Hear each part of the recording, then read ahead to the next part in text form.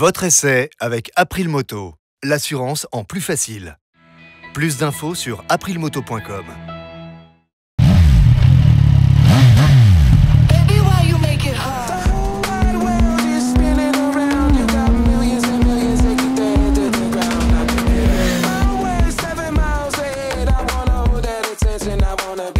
Salut les motards!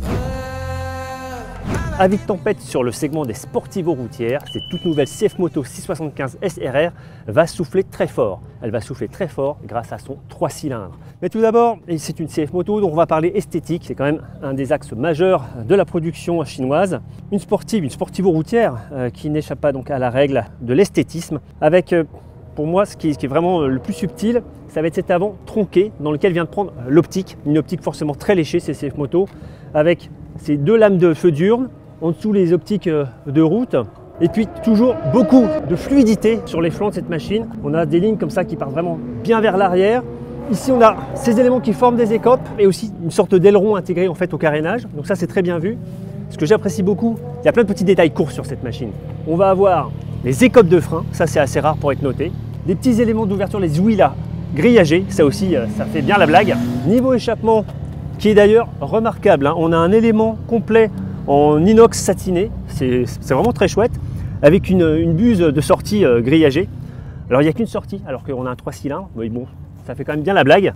Et puis sur l'arrière, c'est très fin, et on a ces petites arches autour de la selle qui à passager qui est elle-même assez aérienne, vous voyez, elle est un peu suspendue ici. Un châssis acier mixte avec des longerons au-dessus du moteur qui lie la colonne de direction à des platines latérales qui sont assez costauds, mais en étant relativement fines. À l'intérieur c'est creux, donc on a quelque chose d'assez léger, et une boucle arrière en tube d'acier également, boulonné sur la partie principale. Bien évidemment, à l'intérieur de cette machine, c'est le tout nouveau bloc 3 cylindres de 675 cm3 qui vient animer cette machine. Et elle l'anime plutôt pas mal. On a un vilebrequin calé à 120 degrés, le 2 arbres à cam qui anime 12 soupapes. Le moteur sort environ 90 chevaux à 11 000 tours, donc assez haut perché, et un couple de 68 Nm à 8250 tours. Alors ces valeurs peuvent paraître assez élevées, mais en fait le 3 cylindres s'avère disponible bien avant ses crêtes maximales. Je vous en parlerai évidemment en dynamique. L'embrayage est anti-dribble. La boîte est commandée par un quick shifter en montée de rapport seulement, puisque la poignée des gaz n'est pas ride-by-wire. Donc on a un câble, donc on n'a pas de downshift. Et ça, c'est un peu dommage parce que ça mériterait d'avoir un up and down, franchement. Peu d'électronique pour gérer cette mécanique. En fait, on a un traction control qui est réglable sur 2 valeurs et déconnectable. On a évidemment l'ABS, mais qui n'est pas déconnectable. Et puis c'est tout, il n'y a pas de mode moteur. C'est une machine simple, ça va être une machine facile à régler et vous allez voir assez performante. Niveau géométrie, alors là vous allez voir c'est du compact. On a un angle de colonne de 23,7 degrés associé à une chasse de 93,2 mm et un empattement de 1400 mm. Donc c'est super réduit. Le train avant de cette 675 SRR repose sur une fourche inversée Kayaba de 41 mm, entièrement ajustable. À l'arrière, on retrouve un amortisseur Kayaba également, avec le même débattement, 130 mm, réglable en précharge et en compression détente via une molette à la base de l'amortisseur, qui est monté directement sur le bras oscillant. Il n'y a pas de biellette, donc ça nécessite d'avoir un amortisseur de qualité, un élément vraiment qui fait bien son boulot, et c'est le cas, vous verrez, c'est pas si mal que ça. Niveau freinage, on retrouve des étriers à montage radial Rohwan à 4 pistons qui viennent passer des disques de 300 mm à l'avant. À l'arrière, c'est un élément de 240 mm. CF Moto donne à sa machine de très jolies jantes, 6 branches dédoublées en Y qui vont chausser des gommes CST Migra S3, des gommes chinoises. Et ne vous affolez pas, c'est pas mal. Alors sur cette sportive, c'est pas trop haut, 810 mm. Vous voyez, 1,84 m, on est facile. Il y a un espace correct sur cette moto, mais le recul est un peu juste quand même.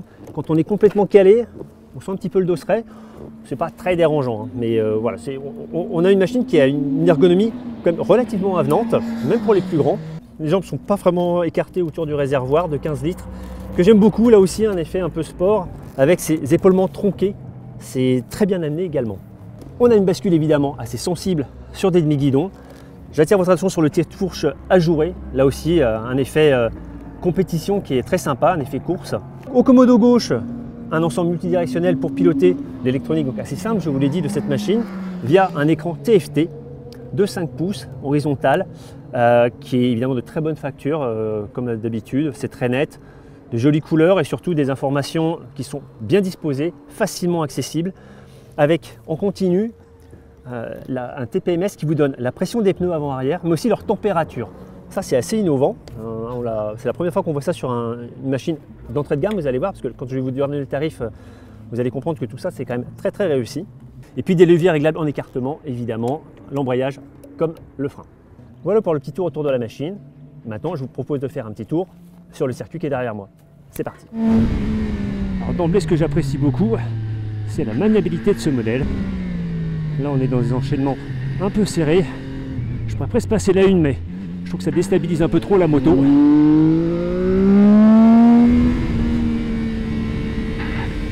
Il faut bien décomposer parce qu'on n'a pas de downshift. Par contre, la boîte et le quick shifter sont vraiment bons. Et ce moteur, il est bien rempli. Il a de la longe. En revanche là, j'ai freiné assez tôt parce que l'ABS parfois il est un peu intrusif. La garde au sol n'est pas phénoménale, ça va, hein, mais il faut pas mal faire tourner la moto quand même. Allez, voilà, c'est mieux comme ça.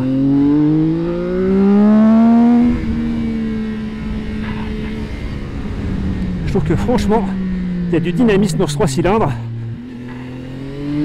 Au-delà de 6000 et après à 8000. Et là c'est ce que j'apprécie, c'est la stabilité de cette machine en courbe. Bien complet sur ces CST Migra S3. Là l'enchaînement est marrant.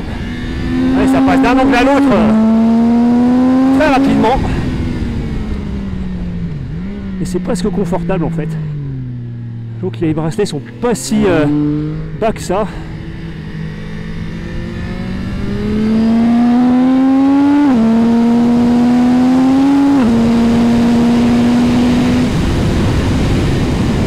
Allez là on prend. Et la 2. Voilà.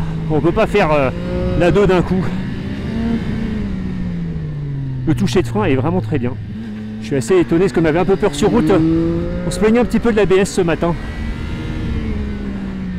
Et là franchement, faut bien couper les gaz. J'ai l'impression qu'il y a une interaction sinon avec l'ABS. Elle est facile. Et la sonorité. Écoutez ça.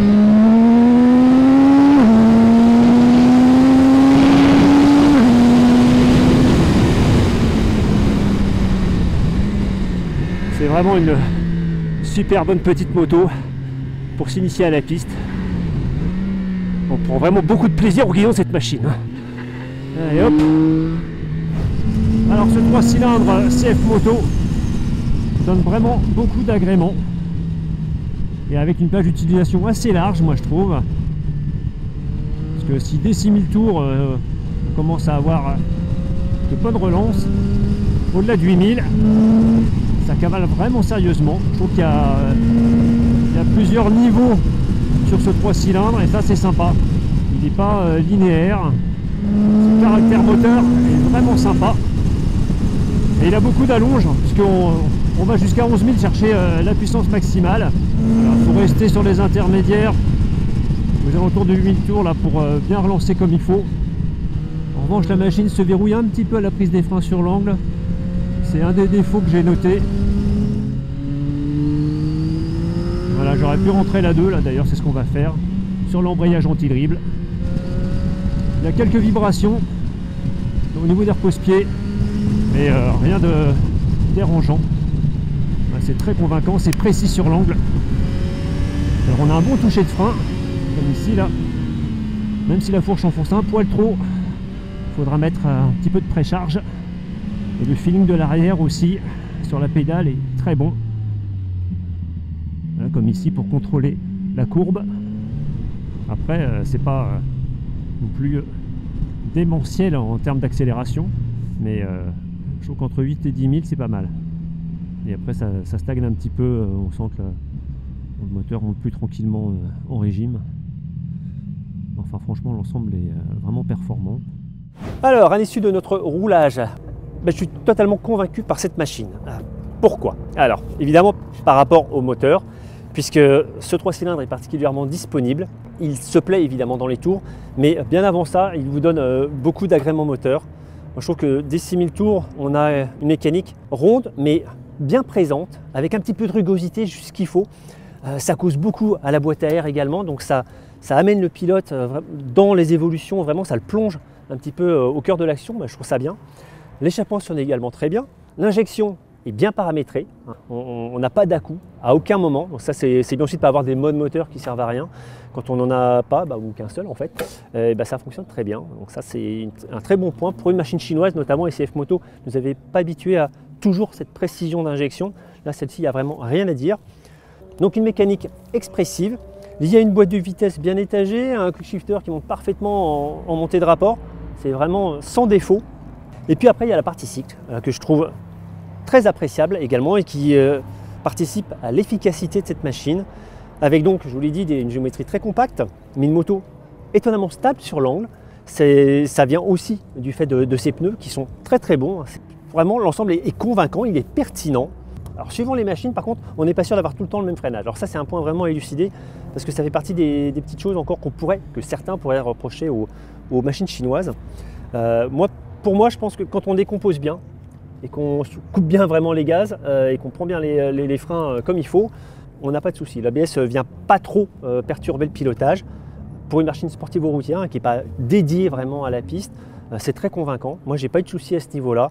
La suspension est également de qualité, avec des éléments qui s'avèrent particulièrement réactifs au réglage. Et je pense aussi que cette histoire d'ABS, ça vient quand la fourche n'est pas assez préchargée. Enfin, l'ergonomie de pilotage sur route n'est pas contraignant. Les bracelets sont vraiment ni trop bas, ni trop serrés. C'est un bon compromis. L'air pose-pied ne plie pas trop les jambes. Il pourrait même être un petit peu plus reculé d'ailleurs, il y a le poil plus haut, on aurait un peu plus de garde au sol. Encore plus convaincant, c'est son tarif. 7 899 € pour cette machine, avec toutes les qualités que je viens de vous décrire. Pas beaucoup de défauts, hormis donc ce lag d'ABS éventuellement à voir. Et puis c'est tout, parce que à ce tarif-là, vu les qualités de prestation de cette machine, c'est assez étonnant. Alors par contre, elle a beaucoup de concurrentes. On citera tout d'abord une autre chinoise, la Zontes 703 RR, à environ 8 000 €. Autre 3 cylindres, la Triumph Daytona 660, 9 795 €. La Suzuki 8R, 9 899 €, une excellente moto avec un train avant assez sensationnel. La Yamaha R7, 9 999 €. L'Aprilia RS 660, 11 599 €. Et pourquoi pas aussi en 4 cylindres, la Kawasaki ZX6R, 11 599 €. La Honda CBR 600 RR, 11 699 €. Cette CF Moto 675 SRR vient donc au milieu de ce jeu de quilles qu'elle va largement chambouler à mon avis. Elle m'a fait, moi, une très bonne impression. Je vous développe évidemment tout ça en ligne sur lerepaire-des-motards.com. N'oubliez pas de vous abonner à la chaîne YouTube et moi je vous retrouve très bientôt pour un nouvel essai. Ciao.